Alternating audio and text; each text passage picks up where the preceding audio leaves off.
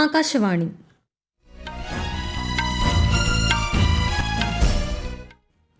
നമസ്കാരം. വാർത്തകൾ വായിക്കുന്നത് അഞ്ജന പുതിയമഠം.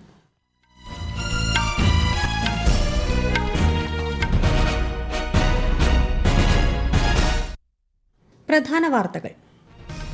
സമഗ്ര ആരോഗ്യം എന്ന കാഴ്ചപ്പാടോടെയാണ് കേന്ദ്ര സർക്കാർ പ്രവർത്തിക്കുന്നതെന്ന് ബജറ്റാനന്തര വെബിനാറിൽ പ്രധാനമന്ത്രി നരേന്ദ്രമോദി. പശ്ചിമേഷ്യൻ സാഹചര്യം ചർച്ച ചെയ്യണമെന്നാവശ്യപ്പെട്ട് പാർലമെന്റിൽ പ്രതിപക്ഷ പ്രതിഷേധം. ഇരുസഭകളും ഇന്നത്തേക്ക് പിരിഞ്ഞു. പശ്ചിമേഷ്യയിലെ സ്ഥിതിഗതികൾ സംബന്ധിച്ച് വിദേശകാര്യമന്ത്രി എസ് ജയശങ്കർ പാർലമെന്റിൽ പ്രസ്താവന നടത്തി. സംഘർഷം ലഘൂകരിക്കുന്നതിന് നയതന്ത്ര മാർഗങ്ങൾ പിന്തുടരണമെന്ന് കേന്ദ്രമന്ത്രി. പ്രധാനമന്ത്രി നരേന്ദ്രമോദി ഏകദിന സന്ദർശനത്തിനായി മറ്റന്നാൾ കേരളത്തിൽ. കൊച്ചിയിൽ വിവിധ വികസന പദ്ധതികൾക്ക് തുടക്കം കുറിക്കും. ഇറാനിലെ ഇന്ത്യൻ പൌരന്മാർ എംബസിയുടെ മുൻകൂർ അനുവാദമില്ലാതെ അതിർത്തി പ്രദേശങ്ങളിലേക്ക് കടക്കരുതെന്ന് ടെഹ്റാനിലെ ഇന്ത്യൻ എംബസി. T20 ക്രിക്കറ്റ് ലോകകപ്പിലെ ഉജ്ജ്വല വിജയത്തിന് ശേഷം തിരുവനന്തപുരത്ത് മടങ്ങിയെത്തിയ സഞ്ജു സാംസണ് വിമാനത്താവളത്തിൽ ഊഷ്മള വരവേൽപ്പ്. വാർത്തകൾ വിശദമായി. ആരോഗ്യരംഗത്തെ അടിസ്ഥാന സൌകര്യങ്ങൾ രാജ്യത്ത് അടുത്ത കാലത്തായി വളരെയധികം ശക്തിപ്പെട്ടതായി പ്രധാനമന്ത്രി നരേന്ദ്രമോദി. ജനങ്ങളുടെ അഭിലാഷങ്ങൾ നിറവേറ്റുന്നതിൽ സർക്കാർ പ്രതിജ്ഞാബദ്ധമാണെന്നും ബജറ്റാനന്തര വെബിനാറിൽ അദ്ദേഹം പറഞ്ഞു. സമഗ്ര ആരോഗ്യം എന്ന കാഴ്ചപ്പാടോടെയാണ് സർക്കാർ പ്രവർത്തിക്കുന്നത്. ഇന്ത്യൻ പൈതൃകത്തിന്റെ ഭാഗമായ യോഗ, ആയുർവേദം തുടങ്ങിയവയ്ക്ക് ആഗോളതലത്തിൽ വലിയ സ്വീകാര്യതയാണ് ലഭിക്കുന്നതെന്നും അദ്ദേഹം ചൂണ്ടിക്കാട്ടി. ആയുഷ്മാൻ ഭാരത് യോജന, ആരോഗ്യ മന്ദിർ എന്നിവയിലൂടെ ഗ്രാമീണ തലങ്ങളിലടക്കം ആരോഗ്യ സേവനങ്ങൾ വ്യാപിപ്പിക്കാൻ സാധിച്ചതായും പ്രധാനമന്ത്രി പറഞ്ഞു. साथियों, भारत आज प्रिवेंटिव और होलिस्टिक हेल्थ के लिए एक विशाल विजन पर काम कर रहा है. पिछले कुछ वर्षों में देश का हेल्थ इंफ्रास्ट्रक्चर मजबूत हुआ है. सैकड़ों जिलों में नए नए मेडिकल कॉलेज खुल गए हैं. आयुष्मान भारत योजना, आरोग्य मंदिरों के माध्यम से स्वास्थ्य सेवाओं की पहुंच गांव-गांव तक बढ़ाई गई है. പ്രതിപക്ഷ ബഹളത്തെ തുടർന്ന് ലോക്സഭ ഇന്നത്തേക്ക് പിരിഞ്ഞു. പശ്ചിമേഷ്യൻ സാഹചര്യം സഭ ചർച്ച ചെയ്യണമെന്നാവശ്യപ്പെട്ടായിരുന്നു പ്രതിഷേധം. 2 തവണ നിർത്തിവച്ച സഭാ നടപടികൾ 3 മണിക്ക് പുനരാരംഭിച്ചെങ്കിലും പ്രതിഷേധം തുടർന്ന സാഹചര്യത്തിൽ സഭ പിരിയുകയായിരുന്നു. ലോക്സഭാ സ്പീക്കർ ഓം ബിർളയെ നീക്കം ചെയ്യണമെന്നാവശ്യപ്പെടുന്ന പ്രതിപക്ഷ പ്രമേയം അവതരിപ്പിക്കാൻ പ്രിസൈഡിംഗ് ഓഫീസർ ആവശ്യപ്പെട്ടെങ്കിലും പ്രതിപക്ഷം ബഹളം തുടർന്നു. പശ്ചിമേഷ്യൻ വിഷയത്തിൽ വിദേശകാര്യമന്ത്രി പാർലമെന്റിൽ പ്രസ്താവന നടത്തിയെന്നും ചർച്ച അനുവദിക്കാൻ സാധിക്കില്ലെന്നും പ്രിസൈഡിംഗ് ഓഫീസർ അറിയിച്ചു. പാർലമെന്റ് ബജറ്റ് സമ്മേളനത്തിന്റെ 2ാം ഘട്ടത്തിനാണ് ഇന്ന് തുടക്കമായത്. ICC T20 ലോകകപ്പിൽ കിരീടം സ്വന്തമാക്കിയ ഇന്ത്യൻ പുരുഷ ടീമിന് പാർലമെന്റ് ഇന്ന് അഭിനന്ദനം രേഖപ്പെടുത്തി. KP ഉണ്ണികൃഷ്ണൻ ഉൾപ്പെടെ അന്തരിച്ച മുൻ പാർലമെന്റ് അംഗങ്ങൾക്ക് സഭ ചരമോപചാരം അർപ്പിച്ചു. പശ്ചിമേഷ്യയിലെ സംഘർഷം ലഘൂകരിക്കുന്നതിന് സംഭാഷണ നയതന്ത്ര മാർഗങ്ങൾ പിന്തുടരണമെന്ന് വിദേശകാര്യമന്ത്രി എസ് ജയശങ്കർ. പ്രധാനമന്ത്രി നരേന്ദ്രമോദിയുടെ നേതൃത്വത്തിൽ സ്ഥിതിഗതികൾ നിരീക്ഷിച്ചു വരികയാണെന്നും ഫലപ്രദമായ നടപടികൾ ഉറപ്പാക്കാൻ വിവിധ മന്ത്രാലയങ്ങൾ ഏകോപിതമായി പ്രവർത്തിച്ചു വരുന്നതായും അദ്ദേഹം പറഞ്ഞു. പശ്ചിമേഷ്യൻ സംഘർഷ സാഹചര്യത്തെക്കുറിച്ച് പാർലമെന്റിന്റെ ഇരുസഭകളിലും പ്രസ്താവന നടത്തുകയായിരുന്നു കേന്ദ്രമന്ത്രി. വിഷയത്തിൽ കഴിഞ്ഞ മാസം 20 തന്നെ ഇന്ത്യ ആശങ്ക പ്രകടിപ്പിച്ചിരുന്നു. സംഘർഷം കൂടുതൽ ശക്തമായ സാഹചര്യത്തിൽ പശ്ചിമേഷ്യൻ മേഖലയിൽ സുരക്ഷാസ്ഥിതി വഷളായിട്ടുണ്ടെന്നും ശ്രീ ജയശങ്കർ പറഞ്ഞു. സംഘർഷം മറ്റ് രാജ്യങ്ങളിലേക്കും വ്യാപിക്കുന്നത് സാധാരണ ജനജീവിതത്തെയും ദൈനംദിന പ്രവർത്തനങ്ങളെയും ബാധിച്ചതായും അദ്ദേഹം ചൂണ്ടിക്കാട്ടി.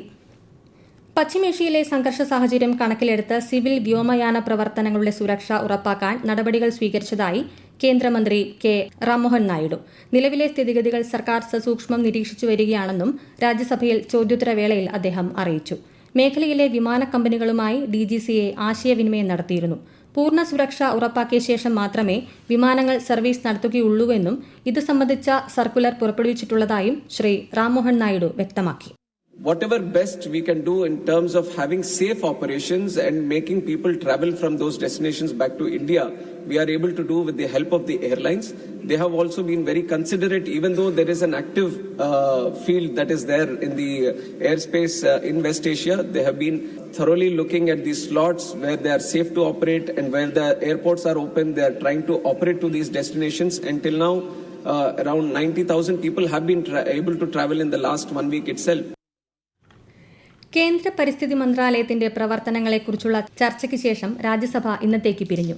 ഇന്ത്യൻ സംസ്കാരത്തിന് പ്രകൃതിയുമായും പരിസ്ഥിതിയുമായും അടുത്ത ബന്ധമാണുള്ളതെന്ന് ചർച്ചയ്ക്ക് തുടക്കമിട്ടുകൊണ്ട് BJP അംഗം ഘനശ്യാം തിവാരി പറഞ്ഞു.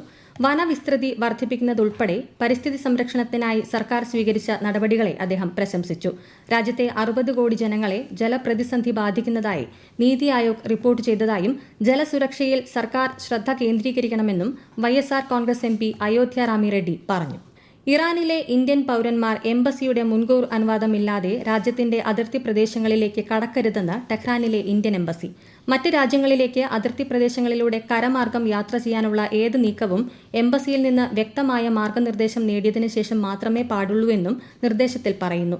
ഇറാനിയൻ പ്രദേശം വിട്ടുപോയവർക്ക് അടുത്ത രാജ്യത്തേക്ക് പ്രവേശിക്കാൻ കഴിയാതെ വന്നാൽ സഹായം നൽകാൻ കഴിയാത്ത സാഹചര്യമുണ്ടെന്നും എംബസി അറിയിച്ചു.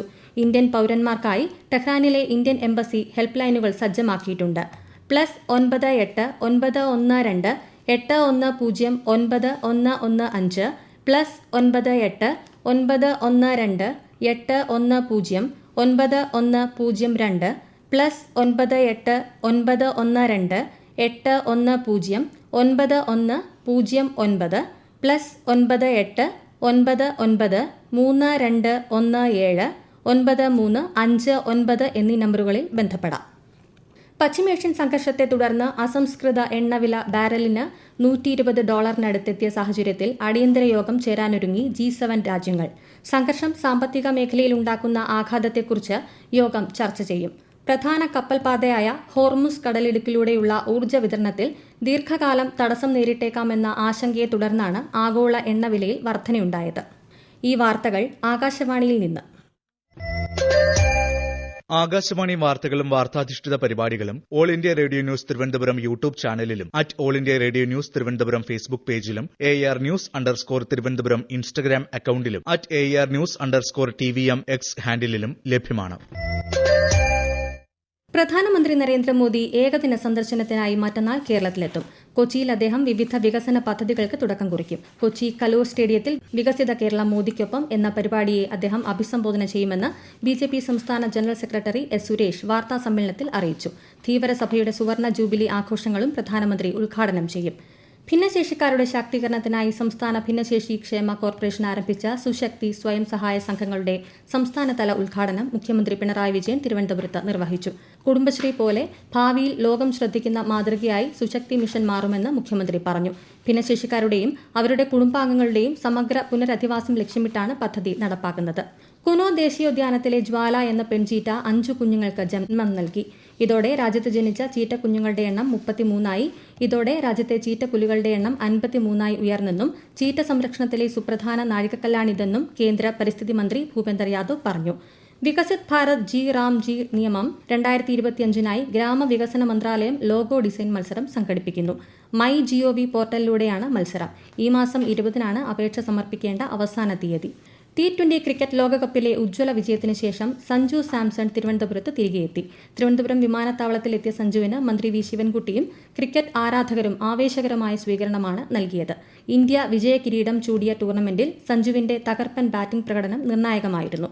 രാജ്യത്തെ ഓഹരി വിപണികളിൽ കനത്ത ഇടിവ്. സെൻസെക്സ് 1352 പോയിന്റ് ഇടിഞ്ഞ് 77,566 നിഫ്റ്റി 422 പോയിന്റ് ഇടിഞ്ഞ് 24,028 വ്യാപാരം അവസാനിപ്പിച്ചു.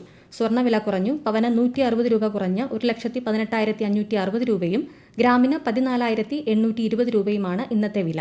ഇറാന്റെ പുതിയ പരമോന്നത നേതാവായി തിരഞ്ഞെടുക്കപ്പെട്ട മൊജ്തബ ഖമനേയിയെ അഭിനന്ദിച്ച് റഷ്യൻ പ്രസിഡന്റ് വ്ളാഡിമിർ പുടിൻ. പശ്ചിമേഷ്യൻ സംഘർഷങ്ങളുടെ പശ്ചാത്തലത്തിൽ ഇറാന് പുടിൻ പിന്തുണ അറിയിച്ചു. സ്ഥാനാരോഹണത്തിൽ അമേരിക്ക പ്രതികരിച്ചിട്ടില്ലെങ്കിലും മൊജ്തബ ഖമനേയിയെ ലക്ഷ്യമിടുമെന്ന് ഇസ്രായേൽ മുന്നറിയിപ്പ് നൽകി. US ഇസ്രായേൽ ആക്രമണത്തിൽ പരമോന്നത നേതാവായ ആയത്തുള്ള അലി ഖമേനിയെ കൊല്ലപ്പെട്ട് 9 ദിവസങ്ങൾക്ക് ശേഷമാണ് മകനായ മൊജ്തബ ഖമനേയി ഇറാൻ പിൻഗാമിയായി പ്രഖ്യാപിച്ചത്. പ്രധാന വാർത്തകൾ വീണ്ടും. സമഗ്ര ആരോഗ്യം എന്ന കാഴ്ചപ്പാടോടെയാണ് കേന്ദ്ര സർക്കാർ പ്രവർത്തിക്കുന്നതെന്ന് ബജറ്റാനന്തര വെബിനാറിൽ പ്രധാനമന്ത്രി നരേന്ദ്രമോദി. പശ്ചിമേഷ്യൻ സാഹചര്യം ചർച്ച ചെയ്യണമെന്നാവശ്യപ്പെട്ട പാർലമെന്റിൽ പ്രതിപക്ഷ പ്രതിഷേധം. ഇരുസഭകളും ഇന്നത്തേക്ക് പിരിഞ്ഞു. പശ്ചിമേഷ്യയിലെ സ്ഥിതിഗതികൾ സംബന്ധിച്ച് വിദേശകാര്യമന്ത്രി S. ജയശങ്കർ പാർലമെന്റിൽ പ്രസ്താവന നടത്തി. സംഘർഷം ലഘൂകരിക്കുന്നതിന് നയതന്ത്ര മാർഗങ്ങൾ പിന്തുടരണമെന്ന് കേന്ദ്രമന്ത്രി. പ്രധാനമന്ത്രി നരേന്ദ്രമോദി ഏകദിന സന്ദർശനത്തിനായി മറ്റന്നാൾ കേരളത്തിൽ. കൊച്ചിയിൽ വിവിധ വികസന പദ്ധതികൾക്ക് തുടക്കം കുറിക്കും. ഇറാനിലെ ഇന്ത്യൻ പൌരന്മാർ എംബസിയുടെ മുൻകൂർ അനുവാദമില്ലാതെ അതിർത്തി പ്രദേശങ്ങളിലേക്ക് കടക്കരുതെന്ന് ടെഹ്റാനിലെ ഇന്ത്യൻ എംബസി. T20 ക്രിക്കറ്റ് ലോകകപ്പിലെ ഉജ്ജ്വല വിജയത്തിന് ശേഷം തിരുവനന്തപുരത്ത് മടങ്ങിയെത്തിയ സഞ്ജു സാംസണ് വിമാനത്താവളത്തിൽ ഊഷ്മള വരവേൽപ്പ്. വാർത്തകൾ കഴിഞ്ഞു. അടുത്ത വാർത്താ പ്രക്ഷേപണം 8:35.